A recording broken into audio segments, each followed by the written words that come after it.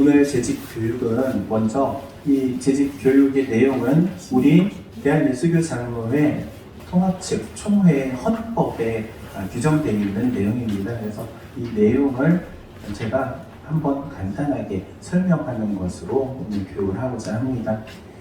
먼저 첫 번째 1번 보면요, 재직회 회원이 있습니다. 교회는 당회, 재직회, 공동회가 있는데 이 세 가지 중에 이 재직회입니다. 재직회 회원이 있습니다. 재직회 회원은 교회의 직분자들이에요. 그래서 시무목사, 장로, 안수집사, 권사, 전도사, 그리고 집사는 이제 서리 집사를 말합니다.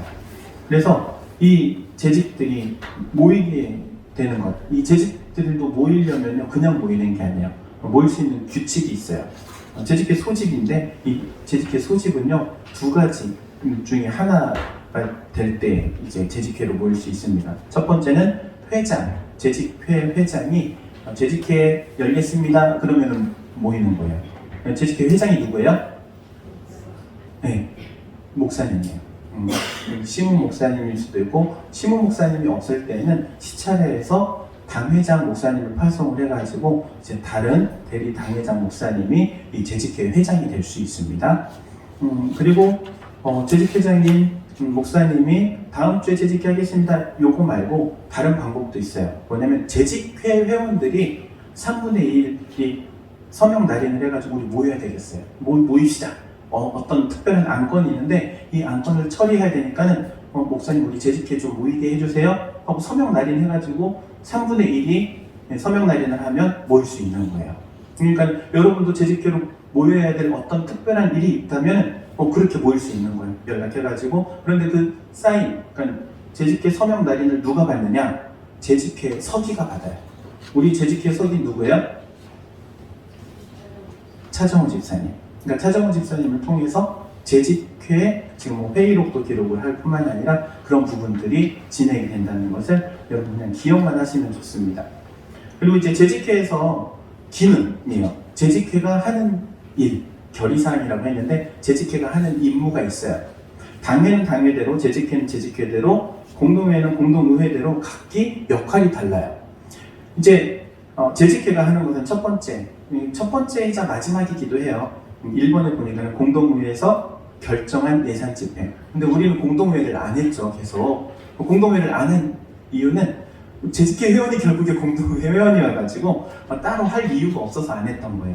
근데 이제 내년부터는 우리가 하게 될 것 같아요. 왜냐면은 이제 공동회 회원권은 세례교인이거든요. 우리 학생들이 세례를 받고 이렇게 세례는 받았는데 직분을 받지 않은 인원들이 좀 있기 때문에 이제 공동회도 진행을 하게 될 겁니다. 어쨌든 공동회에서 결정한 예산을 집행하는 게 재직회예요. 재직회 안에는 부서들이 있어요. 우리 교회는 재직회 부서가 몇 개 부서가 있어요. 이거 맞추면은 제가 밥 한 끼 삽니다. 맞추기 전에 빨리 말해야지 내가. 3개 부서 있어요. 첫 번째 재정부, 두 번째 선교부, 세 번째 교육부. 제가 이거 말하는 거는 이제 부서가 세워진 순이에요. 그리고 이거 참 중요한 건데 모든 교회의 순서는요, 먼저 세워진 게 1순위로 가요. 원래 원칙이에요. 그래서 재정부가 제일 먼저 세워져 있었고, 재정부는 저보다 연식이 더 됐잖아요. 저 부임하기 전에부터 있었던 부서니까. 그리고 제가 와가지고 처음 새롭게 세운 부서는 선교부잖아요. 우리 교회 예산의 10분의 1은 선교를 하겠습니다. 그러면 선교부를 세웠단 말이에요.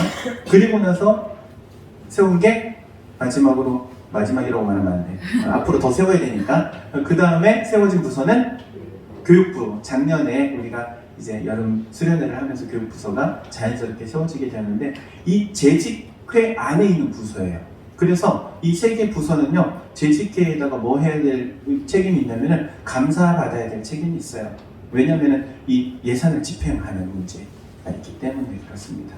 그냥 이 정도만 설명할게요. 그래서 재직회는 뭐에 대한 거냐면 돈 쓰는 거에 대한 거를 하는 거예요. 뭐 한다? 돈 쓴다. 공동의회는요, 돈을 모은다예요. 재직회는 돈을 쓴다예요. 그럼 당회는 뭐 할까요? 당회는 정책 수립이에요. 그러니까 우리가 이런 부분들을 하겠습니다라는 당회가 어떤 결정을 해요. 그래서 예를 들면은 우리 교회는 10분의 1은 수입의 10분의 1은 선교를 했으면 좋겠습니다. 이 당회가 이제 정책을 내놓는 거예요. 그러면은 재직회에서 10분의 1 그러면 우리 연 예산이 6천만 원이니까 610만 뭐 600만 원을 하겠습니다. 이게 이제 하는 거예요. 그렇게 결정을 하는 거예요. 그러면 그 돈을 공동회에서 우리가 그러면 그렇게 할 수 있도록 헌금하겠습니다. 이런 의미예요. 그러면 헌금을 했어요? 뭐 헌금이 됐는지 안 됐는지 다시 어디서 확인을 해요? 재직회에서 확인하는 거예요. 헌금이 이렇게 모였고 지금 우리가 원래 사용하고자 했던 대로 이렇게 쓰여지고 있습니다. 그 재직회. 그러니까 재직회는 돈과 관련된 것들을 이제 집행하고 그리고 감사를 하고 이런 역할을 하게 됩니다. 그리고 또 다시 당회에서는 그 돈을 사용을 했을 때 과연 우리 교회에 어떠한 좋은 영향력이 생겼느냐 이런 것들을 이제 분석을 하고 그 다음 정책을 다시 수립해요. 뭐 이런 구조로 되어 있어요. 그러니까 당회는 정책을 수립하고 그리고 재직회는 그 정책에 맞는 예산안을 짜면 공동회에서는 우리가 그럼 그 돈을 헌금하겠습니다. 그래서 헌금을 하면 다시 재직회에서 그 돈을 쓰는 거예요. 그러면은 그 결과에 대해서 당회에서 평가하고 그 다음 정책을 다시 내놓는 거예요. 이해되셨죠? 당회, 재직회, 공동회. 그래서 재직회는 돈을 어떻게 하면 잘 쓸 것인가? 이거 고민하는 거예요. 자, 이렇게 넘어가도록 하겠습니다. 그게 지금 1, 2, 3, 4, 5번이에요. 1, 2, 3, 4, 5번이 이렇게 나눠 놓기는 했지만 이 구조로 이해를 하시면 됩니다. 그리고 교회 안에는 이제 직분이 있어요. 시무목사, 장로, 그리고 안수집사, 권사, 서리집사가 있는데 그 중에 오늘은 안수집사, 권사의 직분에 대해서만 좀 하도록 하겠습니다. 안수집사의 직무와 자격입니다. 제가 읽도록 할게요. 안수집사는 교회의 택함을 받고 재직회의 회원이 되며 교회를 봉사하고 헌금을 수납하고 구제에 관한 일을 담당한다. 안수집사님들이 하는 일은요, 교회를 봉사하고 헌금을 수납하고 그리고 구제에 관한 일을 담당한다. 근데 교회 봉사에 관한 것은 다 동일해요. 그런데 안수집사에게만 들어와 있는 게 원래 헌금을 수납하고, 헌금을 수납하고, 그러니까 헌금을 잘 들어오는지 확인을 하고, 우리가 이제 재정부가 점점점 이제 규모가 커지면은 이제 일이 많아지거든요. 그리고 이제 우리가 다 일반 수지로 돼 있는데 나중에는 경상수지를 좀 분할을 할 거예요. 특별하고 일반하고 이렇게 분할을 하게 되는데 이런 일들을 이제 원래 안수집사님들이 이제 담당을 하는 거예요. 그리고 이 안수집사님이 되려면 자격이 있습니다. 그냥 아무나 되는 게 아니에요. 자, 안수집사는 첫 번째 단정하고 일구이연하지 않고 깨끗한 양심에 믿음의 비밀을 가진 자로서 믿음의 비밀, 이 복음에 대한 예수 그리스도의 그 십자가의 은혜에 대한 확실한 확신이 있는 사람이어야 돼요. 아무나 하면 안 돼요. 그리고 다음에 해당하는 자라야 한다. 이건 외적 요건입니다. 무흠 세례교인으로 5년을 경과한 자. 그리고 두 번째 35살 이상 된 남자. 근데 이제 1번 조건은 대부분 어디에다 맞추냐면은 교회 세례교인으로서 그리고 등록 교인으로서 5년을 경과한 자라고 말해요. 그러니까는 내가 예전에 다른 교회에서 유아 세례도 받고 입교도 했어요. 그래도 이제 교회가 옮겨오면 5년을 지켜보는 거예요. 이거는 교회에서 이 사람에 대해서 알아보기 위한 겁니다. 이거는 안수집사 그리고 권사, 장로도 마찬가지예요. 동일하게 봅니다. 그리고 권사의 직무와 자격입니다. 우리는 이제 안수집사님이 없기 때문에 이 정도만 설명합니다. 권사의 직무와 자격, 권사는 교회의 특함을 받고 재직회 회원이 되면 동일하죠. 그리고 교역자를 도와. 누구를 도와요? 교역자를 도와. 교회의 목회자를 도와서 뭐 합니까? 궁핍한 자, 환난당한 자, 이들을 신방하고 뭐 하고? 신방하고 그리고 위로하고 그리고 교회의 덕을 세우기 힘쓴다 했어요. 예전에 전도사 시절에 그런 경험을 했어요. 이제 구역에 결석자가 있으면 신방을 가잖아요. 신방을 가면은 그때 교회에 이제 조직이 있었어요. 신방 대원이 있었어요. 권사님들로 된. 그래가지고 요일별로 월화수목금토 이렇게 해가지고 그 요일에 해당하면 그 권사님이 이제 신방을 교육자를 함께 가는 거예요. 그런 식으로 하는데 신방을 이제 하려고 이제 연락을 했어요. 그래서 신방 갑니다. 그러니까 그분이 그러는 거예요. 목사님 누가 같이 와요? 그래가지고 아무개 권사님하고 같이 갑니다. 그러니까 그분이 그러더라고요. 그 권사님 안 오시면 안 돼요. 그 이유가 저는 몰랐어요. 근데 나중에 이제 거기서 사역을 하면서 나중에 알게 됐어요. 이 권사님이 정말 말을 잘해요. 근데 어떤 말을 잘하냐면은 이빠른 말을 잘해요. 여러분 깐난 애기 보면 이뻐요? 아니면 원숭이같이 생겼어요? 깐난 아기, 막 태어난 아기. 진짜 원숭이 새끼같이 생겼어. 우리 시온이 낳고 나는 내 자식 아닌 줄 알았어. 진짜. 근데 그거 보고 그렇게 말하면 돼요, 안 돼요? 와, 참 원숭이같이 생겼네? 이러면 돼요, 안 돼요? 안 되잖아. 그렇잖아요.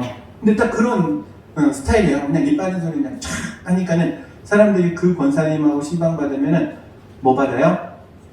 상처받아. 위로받아야 되는데 상처받아. 그러니까 그 권사님 오면은 싫대. 그래서 요일을 바꿔가지고 다른 권사님 데리고 가. 권사님들, 우리 교회도 권사님들, 우리 권사님이 오는 걸 환영해야 돼. 권사님 만나는 게 좋아야 돼. 아셨죠? 그러니까 항상 우리 권사님들은 뭐를 조심해야 된다? 말하는 거 조심해. 여기 보니까 뭐라고? 위로하며. 위로가 돼야 돼. 내가 그 사람을 만났어. 그 사람에게 위로가 돼야 돼. 상처 주면 안 돼.